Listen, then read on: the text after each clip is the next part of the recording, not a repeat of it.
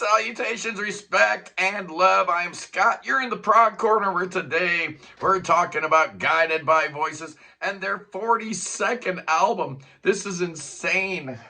It don't even make no sense. The new album is called Thick, Rich, and Delicious. Oh, look at that cool back. Oh, I love the artwork here. This follows Universe Room, which came out earlier in 2025. This was a bit of a proggier album, a little more experimentation going on, so I really dug it. Didn't review it. I'm not going to review every Guided by Voices album. That would be ridiculous. That would just be insane. But I am taking a look at this one because it is awesome. Album number 42. Come on, man. That's just insane. It dropped Halloween. So that was Robert Pollard's 68th birthday. There are 15 songs on this album. Running time is 37 minutes. And this particular lineup of Guided by Voices has been around for a little while.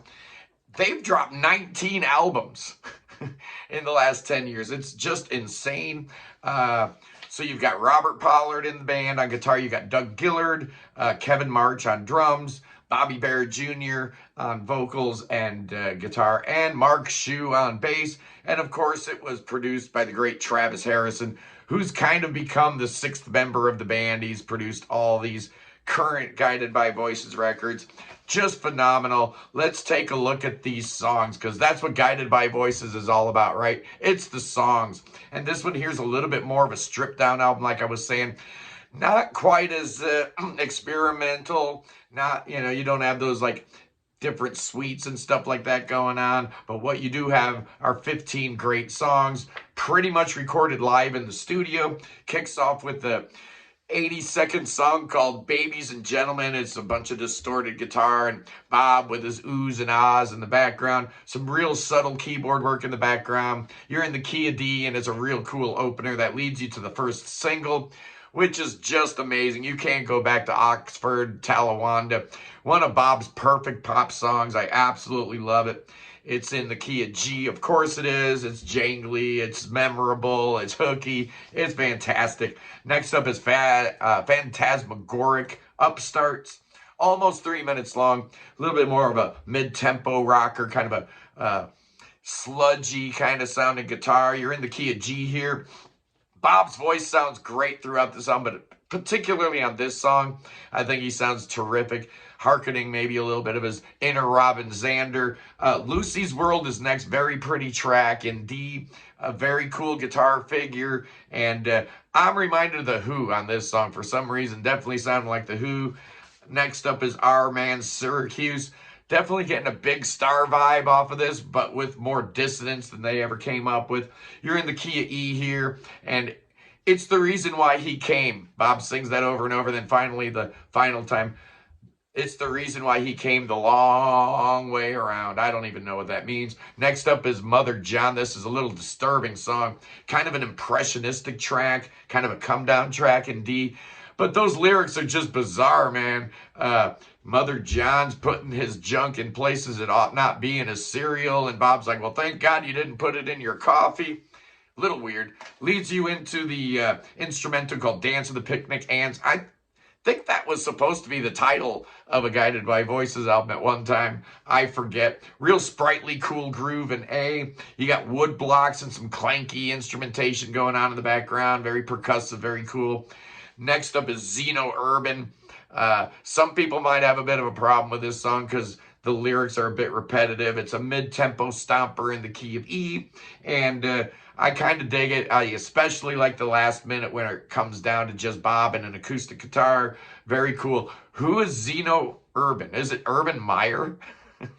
I don't know, but you Ohioans know that cat. Next up is a tribute to Beatle Bob. Oh, yeah, this is the second song Bob Pollard has written about the weirdest concert goer in Dayton, Ohio. He died a couple years ago. Bob also wrote a song called My Kind of Soldier about this cat. Yeah, if you ever been to Guided by Voices show and Beatle Bob was around, you know exactly who this cat is. He was awesome. He looked just like a Beatle, and he'd get up there and dance, and he was good friends with Bob. Great song. Really good guitar work by Doug Gillard here.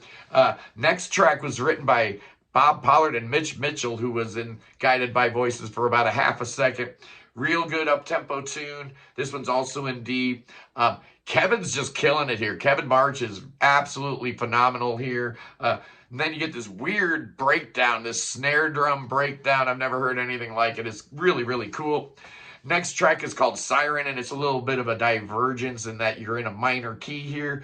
You're in D minor. It's a nice little, diversion, nice little cul-de-sac driving beat on this track, kind of making me think of Magazine, which is never a bad thing. Next up is The Lighthouse Reconstruction, and this one's kind of holding it down on A throughout the whole thing. Again, Kevin March just doing Kevin March things on the drums. Very, very cool. Next up is the longest song on the album, A Glum Swoboda. I have no idea what that means. I guess I could listen to the lyrics, but I don't do that kind of thing. Longest song on the album in E minor. It's kind of a sleazy rocker. I like it. But that leads you right into Ozark Ivanhoe, which is a whole bunch of fun, even though it's only 1:14. It's an instrumental, but it's real jittery and fun. Shortest song on the album, but it's fantastic. And that leads you to the phenomenal closer called Captain Kangaroo Won the War. It's 3 minutes long, and it's great. It starts with some palm muting on C.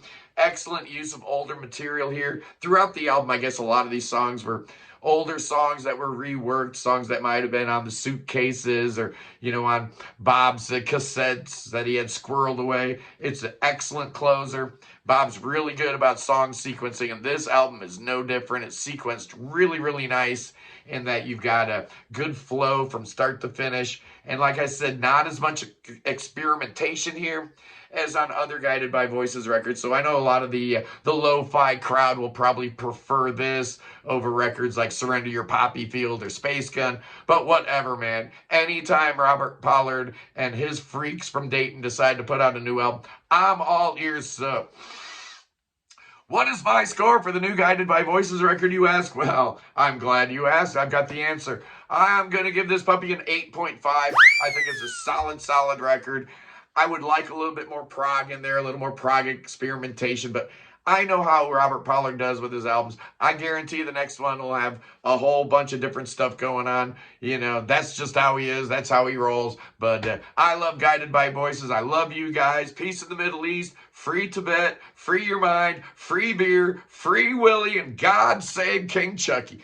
Oh, save that king. That king needs your saving. Absolutely. It's the strut of kings with King Chucky. Oh, yeah. Bring that boy to America, I say. Bring him to America where we got thoughts and prayers. My pastor's better than your pastor. He's going to get him all right. Right as rain. Absolutely. He's going to get over here. And you know what's going to happen? I'm going to call my buddy Billy Bob. Hey, Billy Bob. Bro, bust out them snakes, Billy Bob. Oh, Billy Bob's got some snakes for us. Yes, he does. Robert Pollard likes snakes. Oh, yes, he does. He's a slippery snake, that boy. I love you guys. I'll see you. Peace.